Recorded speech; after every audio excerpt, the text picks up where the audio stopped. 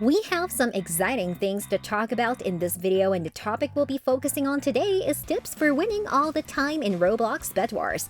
Let's dive right into this video. Starting off with the first tip, you should always keep in mind about your tasks and your role in your team. As we all know, there are multiple teams in Roblox Bedwars, and each player is tasked with a specific role like defending, collecting resources, attacking, and much more. In order for you to win all the time in Roblox Bedwars, you really need to comprehend your role to the maximum. Understanding your role in the match would really help your team work together, and you should also remind the other members of the team of what their roles are. By doing this, everyone will be in line and the chances of you winning a match would dramatically increase. Although teamwork is completely optional, it's still recommended that you try and pull it off. Moving on to the next tip, for you to win all the time in Roblox Bedwars, you should avoid giving your resources to the enemy. In a situation where you are about to die, you should do your best to throw all of your resources off the map, or you can just fall off the map.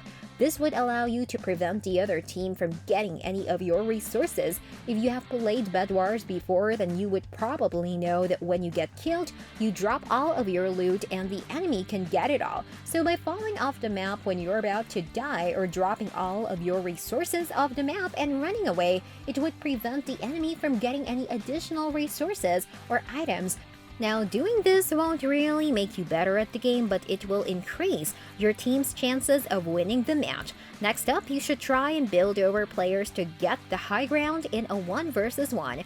1v1s happen very often in Roblox Bedwars, and if you want to secure a win, you need to be good at fighting against other players. The best technique that you can use to win fights against opponents is to build over them. How this technique works is that when an enemy is bridging towards you, you should also head towards them but climb up as you're climbing. Building over a player would make it difficult for them to reach you, and once you're on top of them, you can simply jump down and hit them with a sword. Another thing that you can do is to use a bow to knock them off their bridge. Heading to the next tip, you should bridge a 2x2 when your opponent has a bow. This is a widely used bridging technique that many Roblox Bedwars pros use.